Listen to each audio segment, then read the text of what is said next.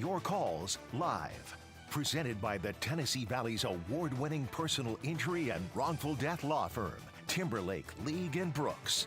Featuring the knowledge and experience of Attorney Michael Timberlake, Attorney Will League, Attorney Heath Brooks, Attorney William Maservi, and hosted by broadcaster and family law attorney Sharon Doviet. This is WAAY 31 Law Call. Welcome back. Tonight we're talking about medical mistakes, nursing home negligence. So if you or a loved one have been injured by a medical mistake, nursing home problems, or even a pharmacy that's prescribed the wrong thing and you've been harmed by that, call in your questions. We've got Bobby on the line with a question from Huntsville, and Michael Timberlake's here from Timberlake, League & Brooks. Bobby, thanks for waiting. What's your question tonight? Hey, Bobby, you still with us? I know we left you waiting over the break. Okay. Okay. Hey. We'll get you back.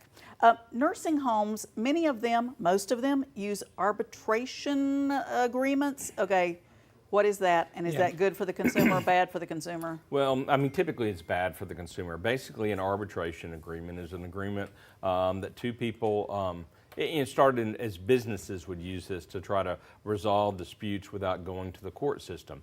Nursing homes were getting hit with a lot of litigation, so they introduced an arbitration agreement into their contract for people that are being admitted to nursing homes for care. And in their infinite wisdom, the Supreme Court of Alabama upheld all these agreements. But basically what it says is that you do not have a right to try your case to a jury if you are injured in a nursing home and you have signed this arbitration agreement, or your representative has signed this arbitration agreement. Even if they don't have a power of attorney, if your representative has signed the agreement and you're competent, then they're going to enforce the arbitration agreement. And basically what that means is it takes away your right to try your case to a jury. You're going to be left trying your case to an arbitrator who could be a lawyer, retired judge, somebody that's in the know or has seen these types of cases, but it's going to be a less beneficial forum than a jury for anybody that's making a claim. So you're going to be stuck in arbitration, and you're going to be bound by the arbitrator's decision at the end of the day. What if you get through all of this and the nursing home goes bankrupt? Well, that's just happened. A major bankruptcy happened in Chapter 11 with a nursing home. Multiple nursing homes. There were multiple companies that were part of this shell game, but they have filed for Chapter 11 bankruptcy. They have outstanding settlements where they had agreed to make payments and on certain terms with people, and those cases are in limbo. They're going to be subject to the bankruptcy. A lot of the other, there's $27 million in judgments that I'm aware of against this nursing home that we're going to try to have to sort out to get paid. We lost Bobby before, but his question was along the lines of he's put a loved one into a facility and they keep falling. Right. Like there are no bed alarms. So I thought that was a standard and maybe even a rule. Sure.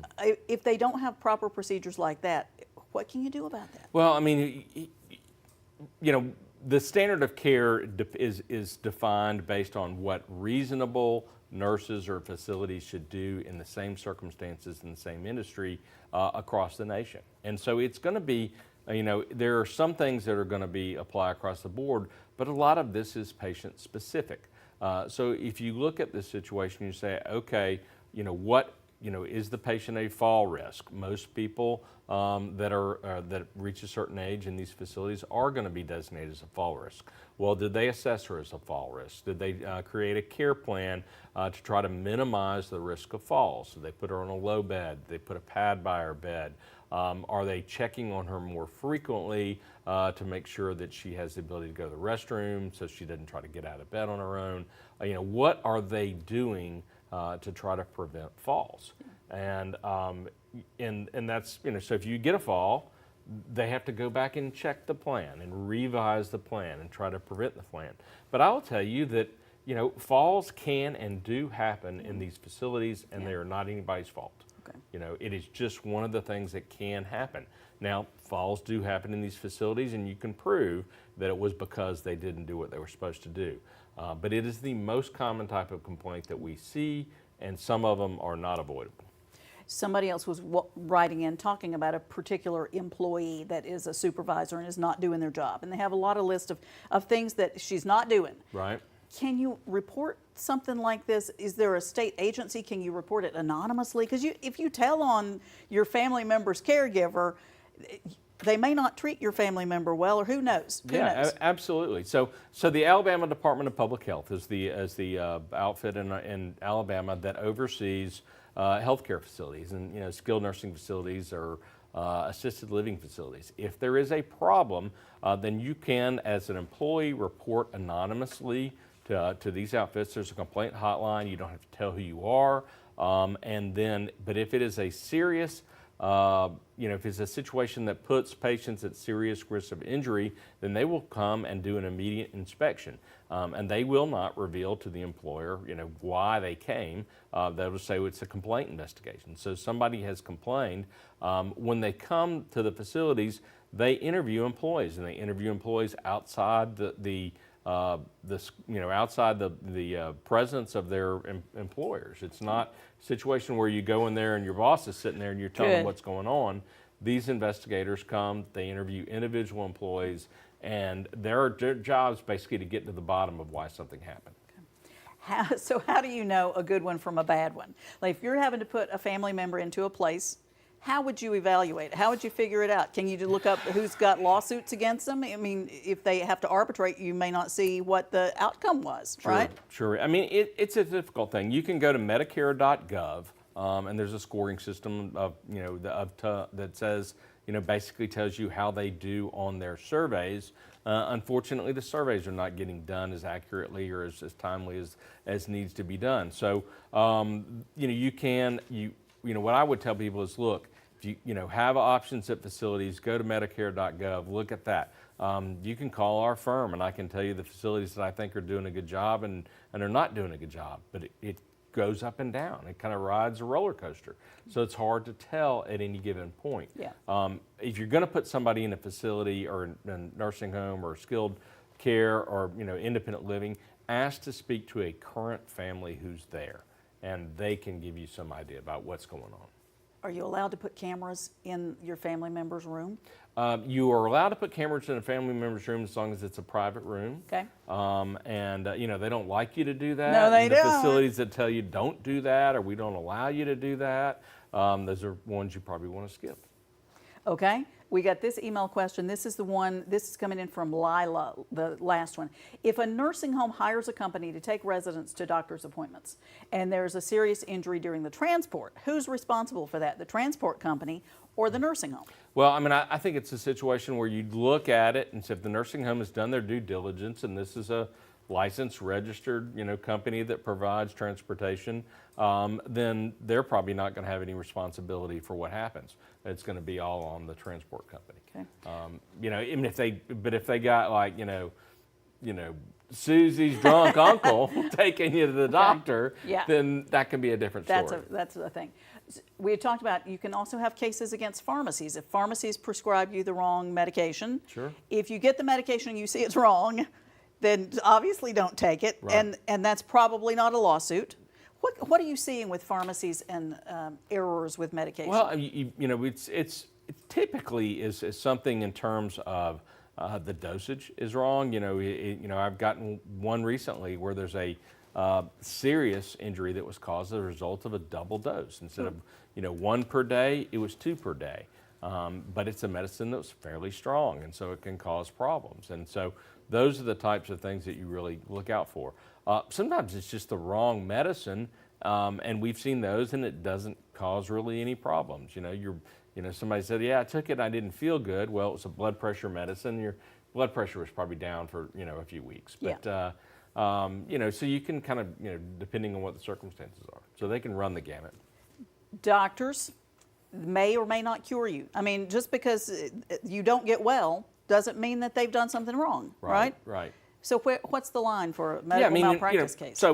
So Alabama has a Medical Liability Act, and basically the Medical Liability Act governs all claims against healthcare providers. And it says that in order to prevail in a claim against a healthcare provider, you have to prove to a higher burden of proof than a regular case that the doctor did something that no reasonable doctor would do under the same circumstances, and that it distinctly and probably caused an injury. Those are the types of things that you have to prove.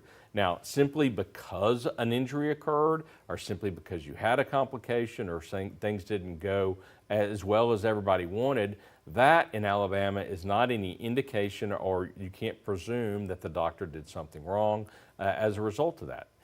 If there are multiple different ways to treat a problem, and a doctor chose one and it didn't work, and there was another one that could have worked, well, that's not an indication or a presumption that the doctor was negligent in that situation. So you really have to prove that the doctor did something that reasonable physicians wouldn't do under the same circumstance, and it caused an injury. We're going to take a break. Be right back answering more of your questions about medical malpractice and nursing home negligence. Stay with us.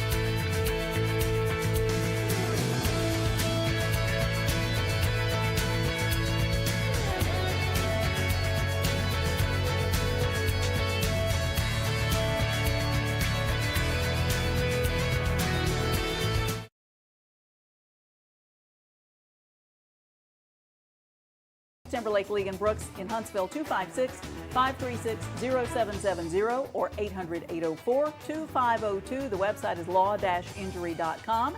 And if you like them on Facebook, you can learn more about the law that way. And Sharon handles family law. That's divorce, child custody, child support, modification in Huntsville and all over North Alabama, 256-539-7337. Or you can find her at SharonFamilyLaw.com. So if you've got a medical mistake case, how Right. long do you have to file an actual lawsuit? Well, I tell people, in medical cases, it takes us a lot longer to sort it out, get the medical records, evaluate the cases. So don't dally. Do something. Contact somebody as soon as possible. You have 2 years from the date of the injury that has resulted from the negligent or the breach of the standard of care by the physician in order to pursue your claim. If you could not have discovered it within that time period, then there's a discovery rule that allows up to 4 years. Okay. But don't wait, go see somebody. Thanks for all your calls and questions, and we'll see you next week.